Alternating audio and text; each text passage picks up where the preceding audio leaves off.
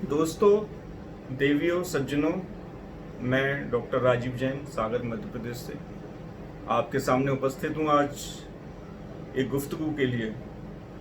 गुफ्तगू कोरोना 19 या कोविड-19 के संक्रमण के संबंध में, इस स्थिति के संबंध में। ये चर्चा वैसे भी 24 घंटे अब हमारे साथ है, इसकी चर्चा हमारे साथ है और जो वाजिब भी है। शायद ही किसी ने एक अनुभव करके सोचा होगा या कभी एक मन में आया होगा कि अचानक जिंदगी इस तरह ठहर जाएगी और ना आ पाएंगे, ना जा पाएंगे और घर में रह जाएंगे। और उस समय बाहर स्थिति जो जान के नुकसान की, जो जान के बाद अर्थव्यवस्था के नुकसान की, वो हर समय हमारे दिमाग में आती रहेगी और आगे क्या होगा इसका भी आभास मिलता रहेगा। यह स्थितियां पूर्व में कभी आई जरूर होंगी, सैकड़ों साल पहले आई होंगी, परंतु परिवर्तन हुआ। तब सूचना के इतने माध्यम नहीं थे, सोशल मीडिया नहीं था।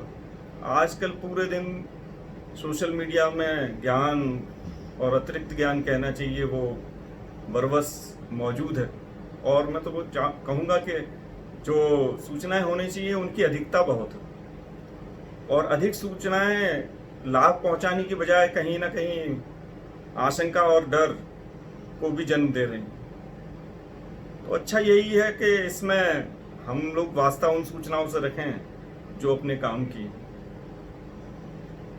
यह काल संक्रमण का काल है जो मानवता को, मानव सभ्यता को निरंतर सहना पड़ा है और उससे कोई ना कोई एक उजाले की लकीर निकली है। उजाले का वक्त आया है, अंधेरों से उजाले का जन्म हुआ, रात से दिन का जन्म हुआ है। यह प्रक्रिया अपरिहार्य है और परिवर्तन जीवन का नियम है।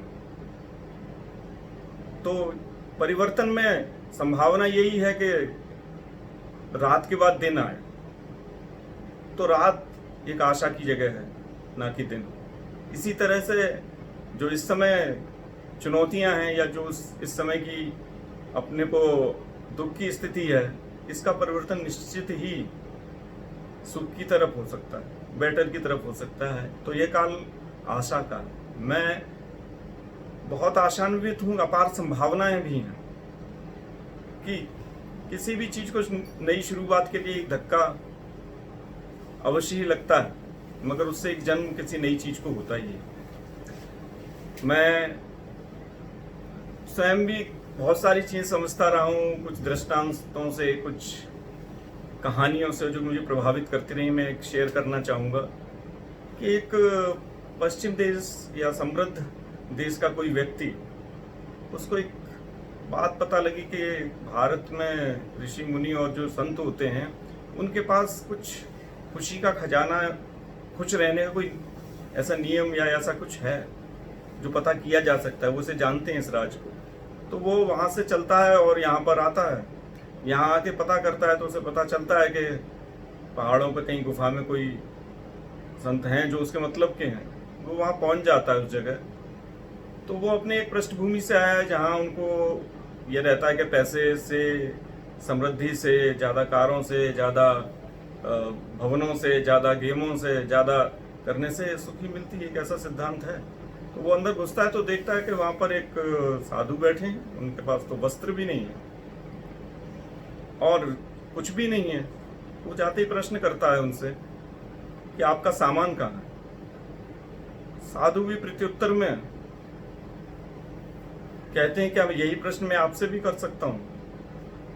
वो जो बाहर से आए थे सज्जन, विदेश से आए थे, वो कहते हैं, मैं समझा नहीं महाराज। वो कहते हैं क्या मैं भी ये सवाल कर सकता हूँ आपसे कि आपका सामान कहाँ है। वह कहता है कि कैसी बात करते हैं आप, मेरे एक आधा टेची लाया था, वो तो मैं होटल में छोड़ आया और मैं तो यहाँ आया हूँ, तो मैं तो यात्री हूँ, मैं तो ट्रैवलर हूँ, या तुम खोज करने, पता करने आया हूँ आपके पास, आप मुझसे पूछ रहे सामान आपका कहाँ है। तो बोले कि साधु बोलते हैं कि मैं भी यहाँ एक यात्री हूँ, मैं इस प्लेनेट यानी कि मैं अर्थ यानी कि मैं इस धरती पर आया हूँ और मैं भी कुछ समय के लिए आया हूँ। तो आपको ये कैसे अनुचित लगा कि मेरे पास सामान नहीं है। यानी कि इसमें अर्थ छुपा हुआ है अर्थ ये छुपा हुआ है कि व्यक्ति जो ये समझ के आता है कि ये पृथ्वी पर आया है तो पृथ्वी उसके संसाधन सब उसके हो गए और वो उतनी जोर आजमाइश कर सकता है कि जितना उस पर पैसा है, जितना उसकी सामर्थ्य है, तो उस हिसाब से इस पृथ्वी के सारे संसाधनों को यूज कर सकता है। यह है कहीं गलत सोच। और जो सोच है वो संयम की है। सुख इन बाहरी चीजों से एक हद तक मिलता है मगर उसके बाद नहीं भी मिलता है, तो एक केवल सिद्धांत मान लेना। और आज जब आप अपनी खिड़की से झांकेंगे तो देखेंगे वायु शुद्ध है, आप देखेंगे कि पौधे ज्यादा हरे भरे हैं, आप ये देखेंगे कि चिड़ियों की चहचहाहट आप ज्यादा स्पष्ट सुन पा रहे हैं, आप ये देखेंगे कि तारे आप अच्छे देख पा रहे हैं, आप देखेंगे कि चांद कहीं आप क्लियर देख पा रहे हैं। तो क्या आप खुद नहीं चाहते कभी कि हम ऐसा ही देखें जब हम बाहर भी निकलें? तो उसके लिए क्या एक समाधान हो सकता है? एक व्यवहारिक समाधान यही है कि हम जहाँ पर गलतियां कर रहे थे उसका आकलन करें, आत्ममंथन करें, आत्मचिंतन करें। तो ये समय आपके लिए जो दिया गया है वो बहुत बहुमूल्य है और बहुत ऊर्जा आप इसमें एकत्र कर पाएंगे और सही रास्ता ढूंढ पाएंगे। मैं इसी के साथ पुनः मिलने के वायदे के साथ आपसे रुखसत होता हूँ। इन विषयों पर ध्यान दें, ये डरने का नहीं, ये मंथन का समय है और हर मंथन से ही आगे की समस्याओं के समाधान है और हर अंधेरे से ही उजाले का गमन है। अतः इसमें अपने मन को व्यवस्थित रखें, शांत रखें और आगे की सोच बढ़ाएं। धन्यवाद।